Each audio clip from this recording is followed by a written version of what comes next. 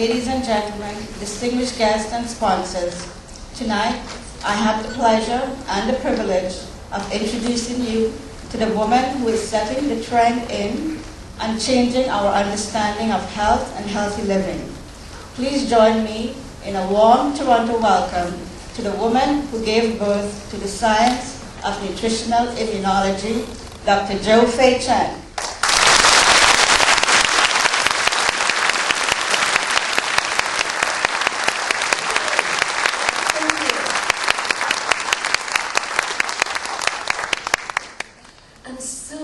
To be able to come to Toronto. I really miss it here. You've got such a pretty city. I was going to be here last year, but due to SARS, I wasn't able to make it. So, just want to tell you how excited I am. Do you know, as humans, we all have the ability to live until 150 years old. But yet today, we're only living until we're in the 70s, 80s, or 90s. When we live until we're in the 90s, we think it's a miracle already. But scientists are telling us that we as humans, we all have the ability to live until 150 years old. If we take a look into the hospitals and into those death certificates, every single one of them, not even one that says we die from a natural death. In fact, all of us, we die from diseases, illnesses, all the way from cancer, heart disease, diabetes, tuberculosis. We don't die because of our age. So, this evening, I'd like to discuss with you why. Why are we not living until 150 years old? And most importantly, what can we do so that we can live until we're 150 years old?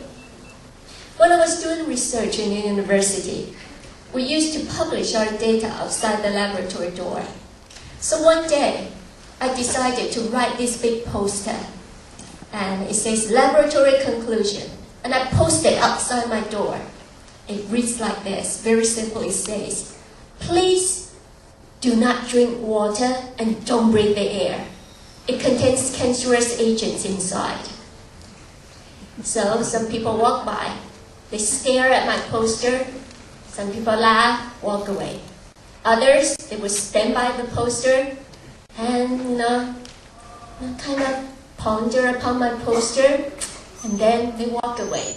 So, my question is very simple for you. Which way do you die faster? Holding your breath or getting cancer? Well, some people say, I have to drink better water. So, without pesticide, I want to eat organic food and everything. But what about this air of ours? This is the only air, and we have to breathe it. And within the air, with all the exhaust from cars in the industry, we're able to detect cancerous agents inside. Whatever we're breathing into our body goes directly into our blood. What we eat still gets disinfected by our stomach.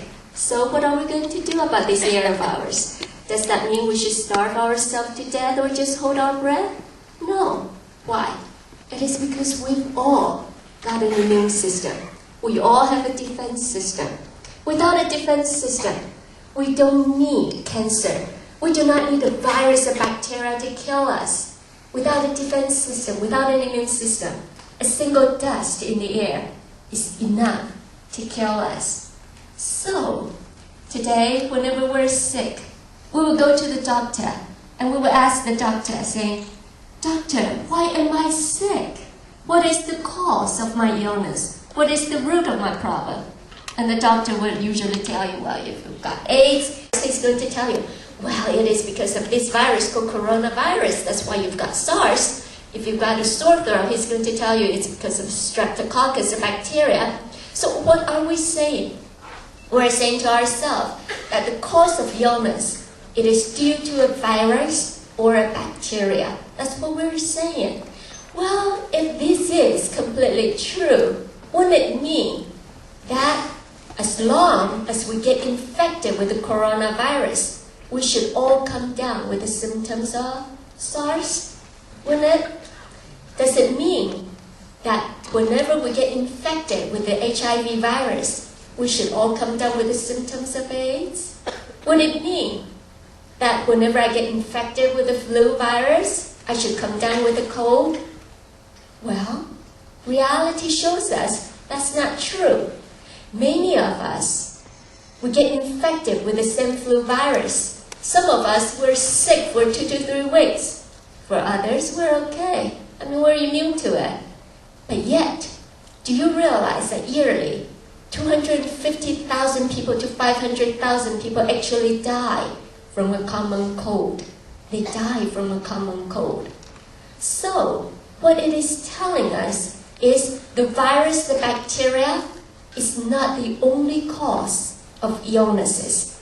We're finding that about 5% of the individuals that get infected with the HIV virus, they never came down with the symptoms of AIDS. After 5 years, 10 years, they are healthy. They never came down with any symptoms of it.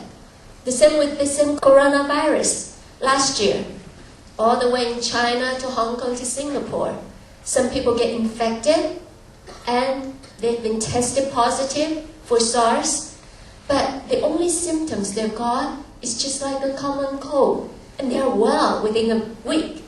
And others, they die from it. So, what are we saying over here? What we're saying is that the real cause of illness, the root of the problem, is not merely a virus or a bacteria. It is the functioning of our immune system. Why do I say it? Well, take a look into this theory. What we have proven is, we have proven that all people with the symptoms of AIDS, they all have the HIV virus inside them. But we have not proven that the HIV virus causes AIDS. If you do have a very well-functioning immune system, you will be able to defend yourself from most illnesses. Let me give you another example. Well, let us say, take for example, Mr. Brown. Okay, now let's call a guy Mr. Brown. We say, Mr. Brown got a cold today, and he came to this meeting. He's sneezing, he's coughing, he's got runny nose, and everyone scares of him. Why? Because we're afraid that we're getting infected with his cold. So out the door here comes some reporters, and they want to do an interview. So they want to interview some of the people sitting around Mr. Brown. So they want to interview Mr. Wang, sitting beside Mr. Brown. And he says to Mr. Wang, he says, Mr. Wang, why did you catch the cold? And Mr. Wang says, you look at that guy, that Brown over there. He's got a cold. He's sneezing, he's coughing, he shouldn't come to the meeting. I got the cold, it's all because of him. Okay? So the reporter went to another guy on the other side of the meeting room. And he says, well, tell me, Mr. Black, why didn't you catch the cold from Mr. Brown?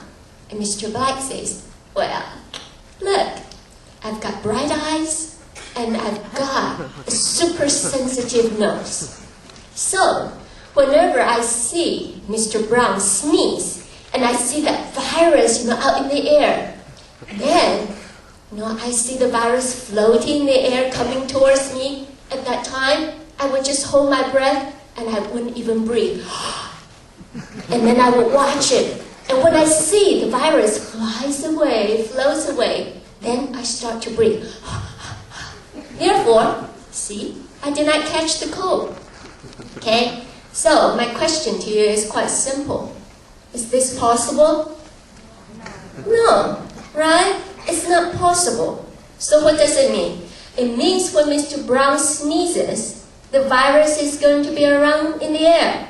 So, people close to him, they are going to breathe in the virus into their system. But yet, why some people come down with a severe cold? Some people even die from it. And others, they may not even have any symptoms of it.